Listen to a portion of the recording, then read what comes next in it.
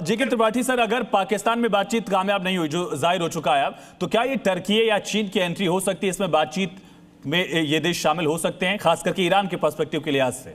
देखिए, हाँ, अगर बातचीत की कोई गुंजाइश है अभी तो नहीं, बातचीत की तो अभी गुंजाइश है ही, क्योंकि आपने देखा कि जब ये बातचीत फेल हुई उसके बाद ईरान का जो एक स्टेटमेंट आया था उसमें ये उन्होंने कहा था कि एक ही बार की बैठक में सारी चीज़ें नहीं तय हो सकती।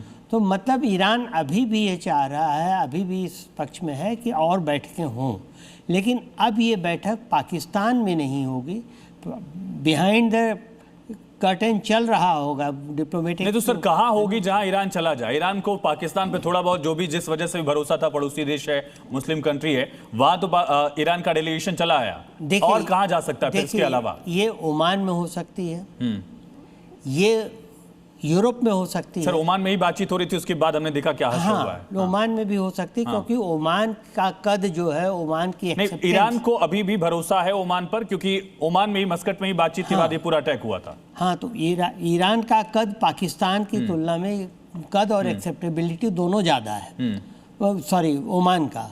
तो ओमान में बात ये हो सकती, ये इजिप्ट में भी शायद हो जाए बात, और वर्स्ट कम टू वर्स्ट शायद ये रशिया में भी बात हो जाए। रशिया है, चाइना में, चाइना आपने देखा होगा कि चाइना ने कुछ दिन पहले रूस के भी और इसके ईरान के भी और सऊदी अरब के भी लोगों को बुला करके बातचीत कराने की कोशिश की थी।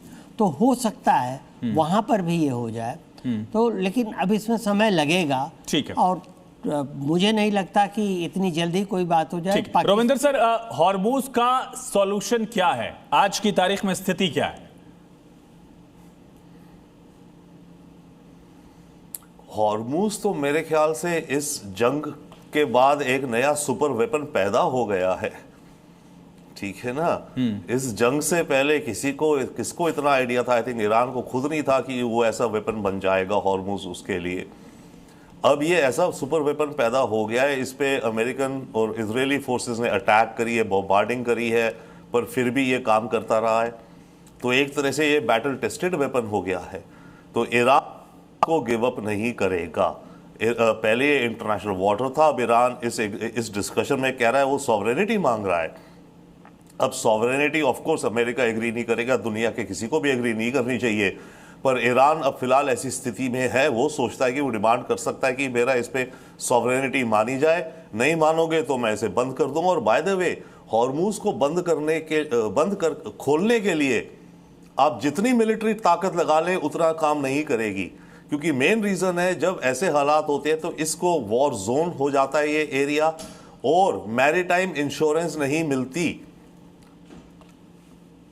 यानी कि खतरा और ज्यादा बढ़ जाएगा अगर इसको यहां मिलिट्री माइट से कंट्रोल करने की कोशिश की जाती है।